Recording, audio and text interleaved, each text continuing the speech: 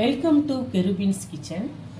இன்றைக்கி நம்ம கிச்சனில் சால்னா பண்ண போகிறோம். நான் சிக்கன் எலும்பு துண்டுகள்லாம் எடுத்து வச்சுருக்கிறேன். நீங்கள் சிக்கனில் நல்ல சத பகுதியெல்லாம் தனியாக எடுத்துருங்க. இந்த மாதிரி எலும்பு துண்டுகள்லாம் வச்சுக்கோங்க. அதுதான் சால்னாக்கு நல்லாயிருக்கும். இப்போ நம்ம எப்படி பண்ணலான்னு பார்க்கலாம்.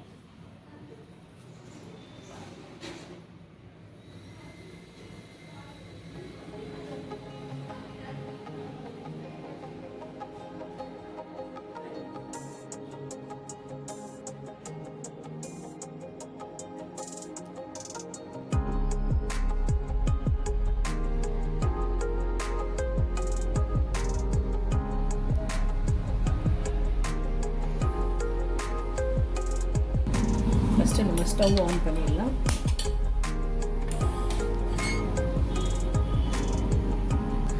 குக்கர் வச்சாச்சு. இதில் ஒரு 4 டேபிள் ஸ்பூன் எண்ணெய் சேர்த்துக்கோங்க.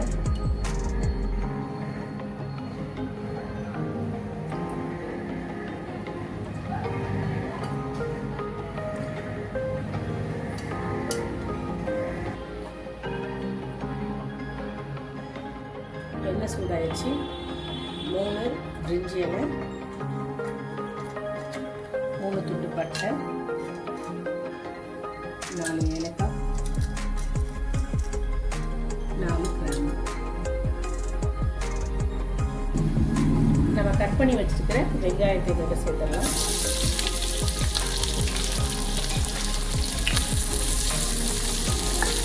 வெங்காயம் நல்ல ப்ரௌன் கலர் ஆகிறதுக்கு நல்லா வதக்கணும். வெங்காயம் வதங்கிறதுக்கு கொஞ்சமாக உப்பு சேர்த்துக்கோங்க.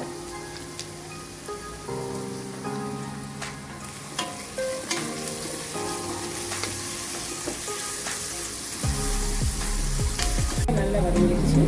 இப்போ இதோட 2 ஸ்பூன் இஞ்சி பூண்டு பேஸ்ட் சேர்த்துக்கோங்க. கொஞ்சம் எக்ஸ்ட்ராவே சேர்த்துக்கோங்க, அப்போ தான் நல்லாயிருக்கும்.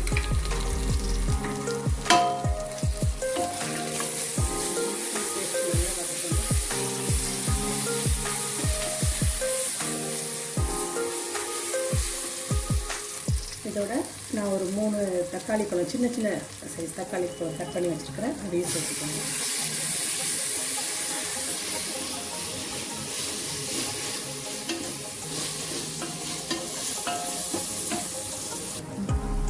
இப்போ நம்ம கொஞ்சமாக புதினா இலை சேர்த்துக்கோங்க. கொஞ்சம் கொத்தமல்லி இலை சேர்த்துக்கோங்க.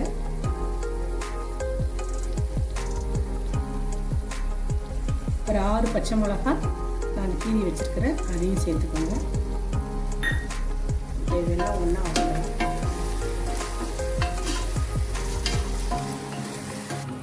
ஒரு ஸ்பூன் மிளகாய்த்தூள், தனியா பவுடர் 2 ஸ்பூன்,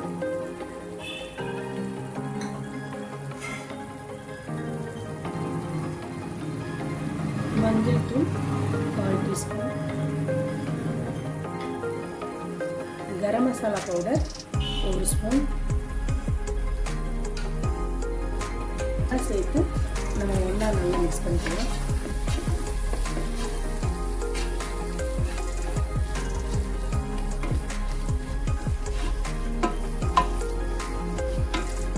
சிக்கன் துண்டுகளை சேர்த்துடலாம்.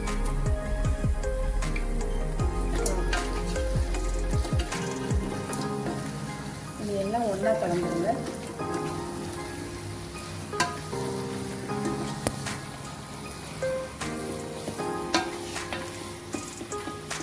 பார்த்தீங்கன்னா நம்ம ஒன்றா கலந்தாச்சு.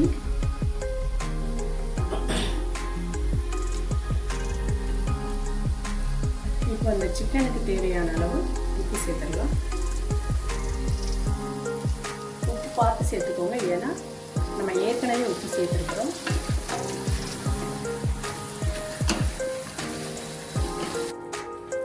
இப்போ இதோட சிக்கன் வேகிறதுக்கு தேவையான அளவு தண்ணி சேர்த்துக்கோங்க.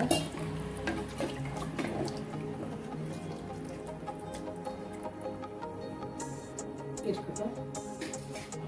நான் ஒரு அரைமுறி தேங்காய் திருப்பி வச்சுருக்கிறேன். அதை இப்போ நம்ம ஜாரில் சேர்த்தாச்சு.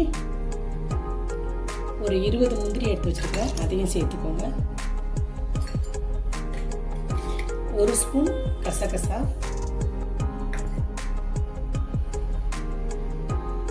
1 ஸ்பூன் சோம்பு.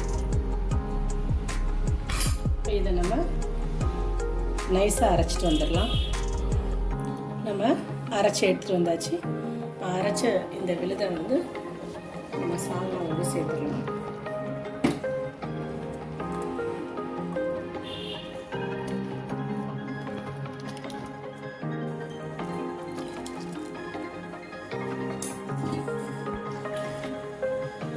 இன்னும் கொஞ்சம் தண்ணி சேர்த்துக்கலாம்.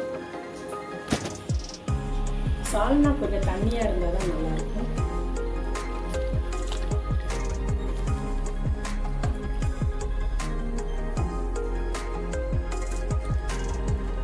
கரெக்டாக 2 செம்பு தண்ணி ஊற்றிருக்கிறேன். இந்த ஸ்டேஜில் உப்பு பார்த்துக்கோங்க, உப்பு பார்த்தலன்னா சேர்த்துக்கோங்க. நம்ம குக்கர் மூடிடலாம். இது ஒரு 4 விசில் வரட்டும். நம்முடைய சால்னா ரெடி ஆயிடுச்சு பாருங்கள்.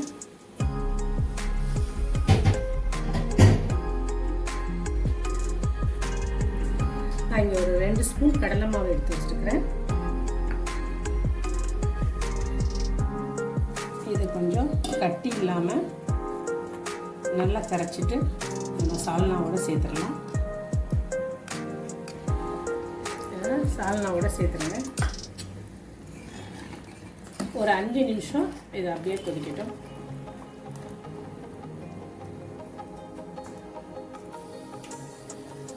நம்ம சால்னா நல்ல வாசனையாக சூப்பராக ரெடி ஆயிடுச்சு.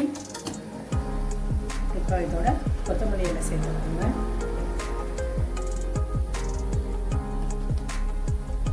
நம்ம ஸ்டவ் ஆஃப் பண்ணிடலாம்.